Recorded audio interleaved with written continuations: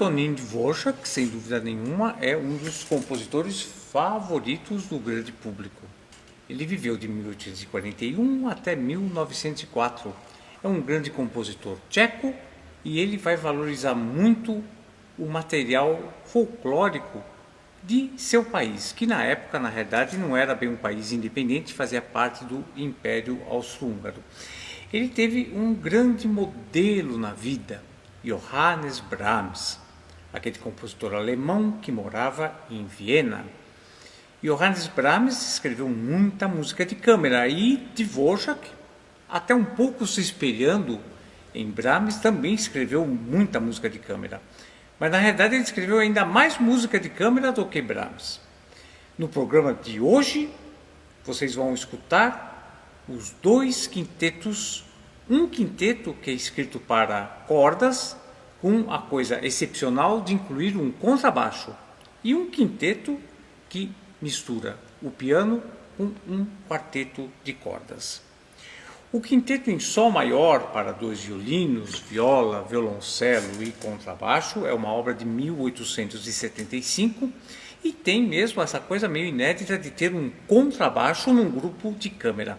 Contrabaixo normalmente é um instrumento muito comum na orquestra sinfônica, mas em música de câmara ele é usado de forma muito rara, né? Acho que a única obra de música de câmara que acontece a participação do contrabaixo é um quinteto de Franz Schubert, conhecido como Quinteto à Truta. Esse quinteto do Dvorak é a outra obra que se utiliza do contrabaixo. O contrabaixo, às vezes, tem muita gente que diz que ele seria um elefante no meio de uma loja de louça. Realmente, o contrabaixo pode ser muito brutal para um grupo tão refinado como um quarteto de cordas, mas a inclusão dele neste quinteto de Dvorak é bastante interessante. Logo no início do primeiro movimento, na introdução, ele inclui a nota mais grave do contrabaixo. O contrabaixo no tempo de Dvorak se afinava com essas notas. Então a nota mais grave era um Mi. Apesar desse quinteto ser em sol maior, ele começa exatamente com as notas meio em Mi menor. Quer dizer, a ideia dele é de realmente fazer com que a nota aconteça a nota mais grave do contrabaixo, né? Vamos ouvir uma vez com as cordas tocando esse início.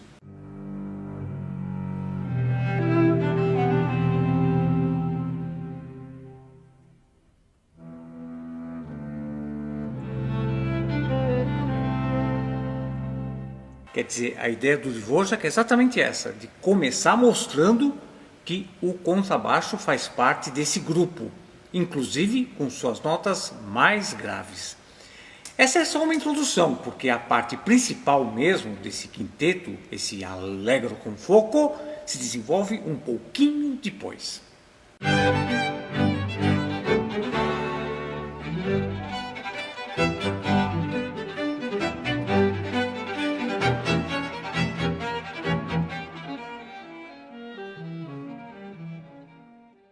No segundo movimento da obra, que é um scherzo, que é um movimento mais rápido, com quase um ritmo de dança, mais uma vez o Dvorak utiliza a nota mais grave do contrabaixo. Ele faz com que os acordes tenham mesmo a nota mais grave, para justamente a gente perceber a presença do contrabaixo.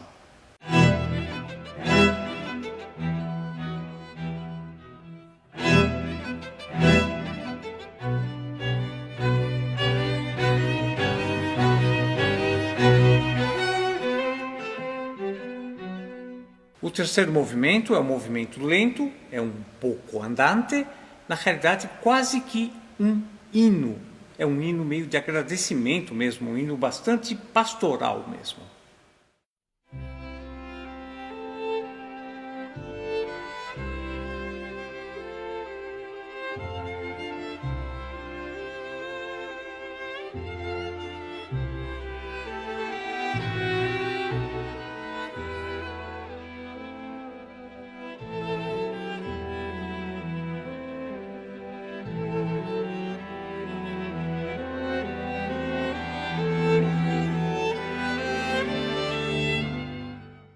Esse quinteto ele tem um tom bastante nacionalista, mas talvez o momento onde esse nacionalismo fique mais evidente seja no último movimento.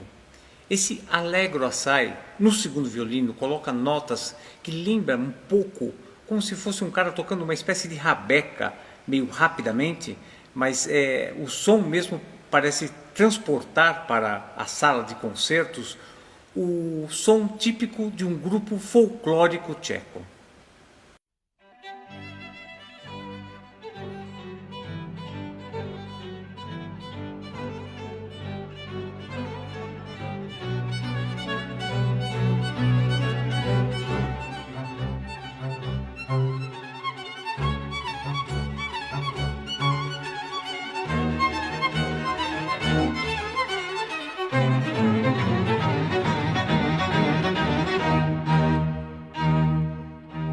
Esse quinteto ele marca um pouco o período talvez mais nacionalista mesmo de Dvorak. Ele é um quinteto especialmente ligado a essas sonoridades das cordas dos camponeses, talvez, do país dele. Antonín Dvorak foi um seguidor de Bedřich Smetana, o grande compositor, o primeiro compositor importante entre os tchecos. Dvorak vai ser ainda mais sofisticado do que Smetana, mas esse quinteto nos revela muito do som de Smetana, totalmente diferente do próximo quinteto que será executado. O quinteto em Lá maior para piano e quarteto de cordas é uma obra que Dvorak escreveu mais de 10 anos depois do quinteto de cordas que a gente também tem nesse concerto. Esse quinteto para piano e cordas é realmente uma obra que mostra que Dvorak já estava tremendamente sofisticado, mas ele insistia ainda em manter algumas características típicas da música de sua região.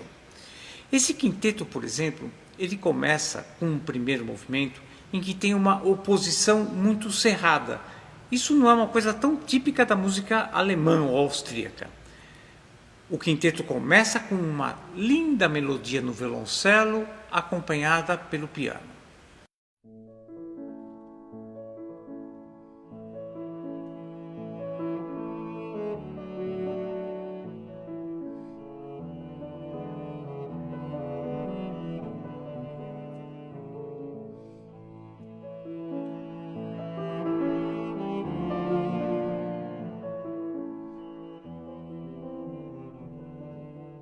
Mas a grande surpresa é que essa melodia tão expressiva, ela é sempre justaposta a uma parte muito mais agitada, muito mais dramática, em modo menor.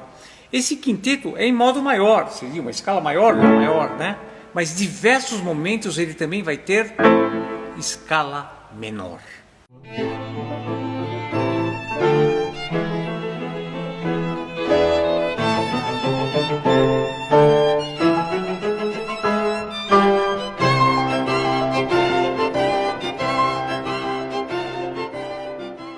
Essa oposição de dois climas completamente diferentes é muito comum na música tcheca, num estilo que é chamado de dunka.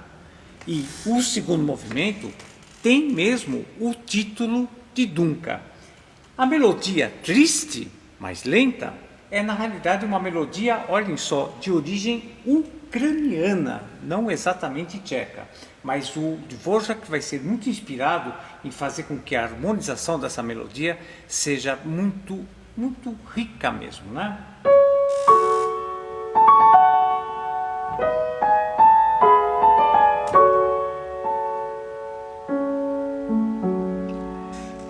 E como eu disse para vocês, Dunka tem contrastes.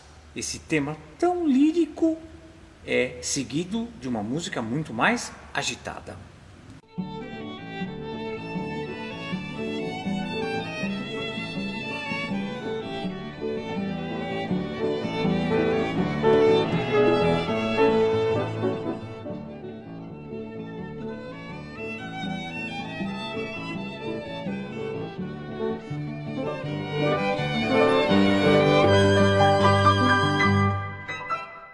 O que a gente percebe é que O Dvorak vai construir esse movimento em Dunca, fazendo diversas vezes, acho que umas 6 vezes, vai ter essa transição entre aquela música muito triste e uma música mais alegre e mais agitada. O terceiro movimento, ele marca com o título de uma dança camponesa, um Furiant, e vai servir esse ritmo de dança para o scherzo, a parte mais rápida e mais dançada dessa composição.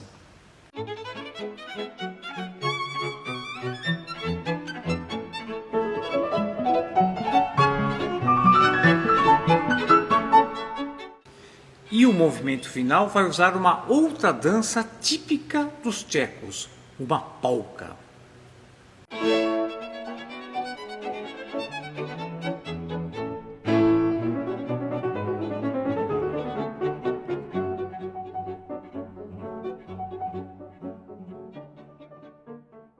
Quer dizer, tanto nos ritmos de dança, especialmente do terceiro e quarto movimento, o Furiant e a polka, como essa oposição de caráter, a Dunca no segundo movimento e a própria oposição de caráter do primeiro movimento, fazem realmente com que essa obra seja uma soma entre a forma clássica vienense, a forma clássica da música de câmara, com essa música nacionalista que Dvorak tanto apreciava.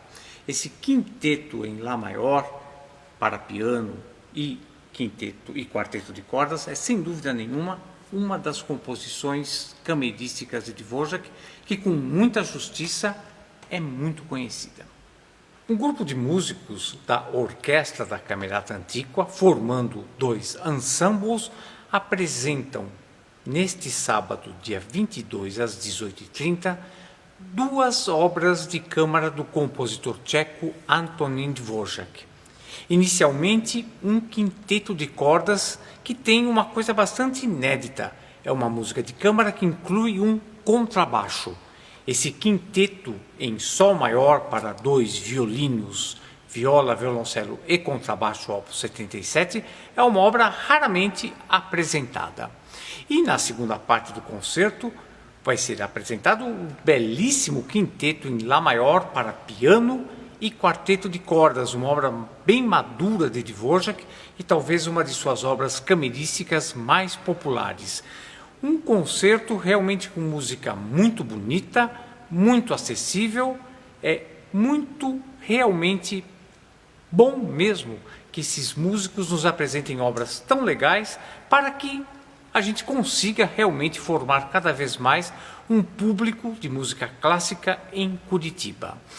Ensembles da Orquestra da Camerata Antiqua de Curitiba, tocando quintetos de Dvorak, neste sábado, dia 22, às 18h30, aqui na Capela Santa Maria.